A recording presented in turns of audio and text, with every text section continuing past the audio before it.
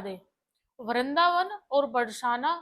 और श्री राधा रानी की भक्ति के संदर्भ में एक बात बहुत ज्यादा प्रचलित है और ये मान्यता में भी है। बहुत ज्यादा इसकी मान्यता है कि जब स्वयं राधा रानी किसी साधक को, किसी भक्त को स्वयं चाहती है कि ये आकर के ब्रज में हमारा दर्शन करे, किशोरी जी का, ठाकुर जी का दर्शन करे, तब जाकर के आपको श्री वृंदावन धाम की यात्रा करने का ये सौभाग्य प्राप्त होता है। देखो, बरसाना और श्री वृंदावन धाम के संदर्भ में ये मान्यता है। पूर्ण रूप से, मतलब पूर्ण श्रद्धा से वहां के साधक संत जन कहते हैं कि जब जब किशोरी जी कृपा करती है, तब तब बाके बिहारी आपको श्री वृंदावन धाम में स्वयं बुलाते हैं। किन साधकों को श्री वृंदावन धाम में आने का आमंत्रण दिया जाता है, क्या कुछ संकेत होते हैं? 3 मैं संकेत बताऊंगी जो उन साधकों को प्राप्त होते हैं जो श्री वृंदावन धाम में पहली बार आते हैं, और वो भी किशोरी जी के बुलावे पर आते हैं। आपको यदि इस प्रकार से श्री वृंदावन धाम में पहली बार आने का अवसर प्राप्त हुआ था तो कमेंट्स में जरूर बताना। या फिर यूं हो सकता है आपको ये 3 संकेत मिल रहे हो, आप इसको समझ ना पा रहे हो, तो सबसे पहले आपको ये तीनों संकेत यदि मिल जाए तो साक्षात आपको श्री वृंदावन धाम में श्री किशोरी जी ने आमंत्रण भेजा है। आप अपना कार्य छोड़ करके श्री वृंदावन धाम सीधे आए और किशोरी जी का दर्शन करें। पहला संकेत बताया कि वृंदावन से जुड़ी हुई चीजें दिखना, आपके आसपास अचानक से श्री वृंदावन धाम का प्रसाद आ जाए, या श्री वृंदावन धाम से कोई ब्रजवासी आपके सामने आ जाए,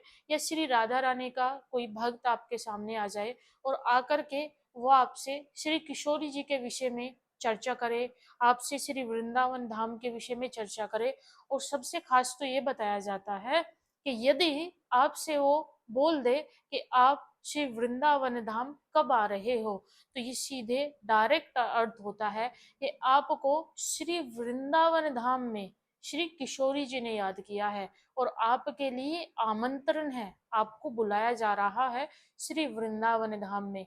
कहा जाता है यदि किसी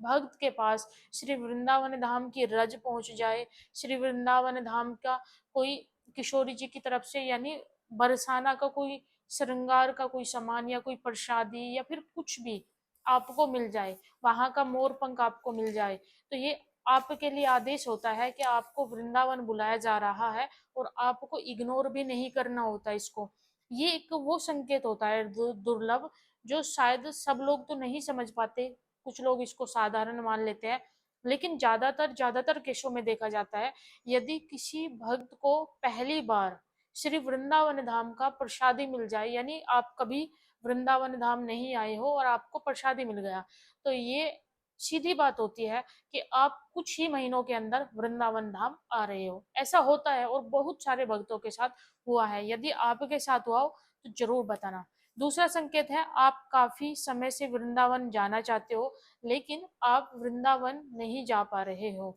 और अचानक से बैठे बिठाए आपका प्लान बन जाए कि आप आज जा रहे हो, जबकि आप काफी लंबे समय से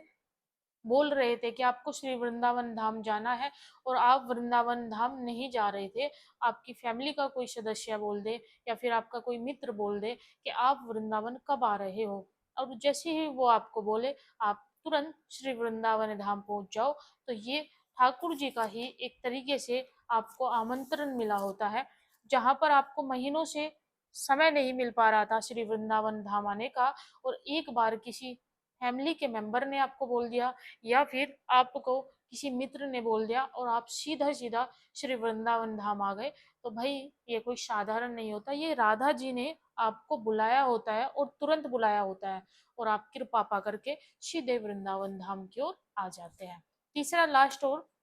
अत्यंत महत्वपूर्ण भी है। तीसरा है अत्यधिक भावुकता। जैसे ही आप राधा नाम जाप करते हो या फिर आप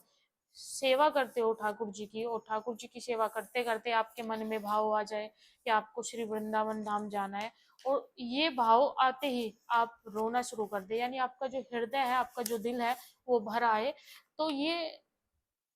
संकेत होता है कि स्वयं किशोरी जी आपको याद कर रही है और कृपा होगी आप जल्द वृंदावन आ जाओगे। अब मुझे कमेंट्स में बताओ कितने साधक है जो आज तक वृंदावन आए हैं और जो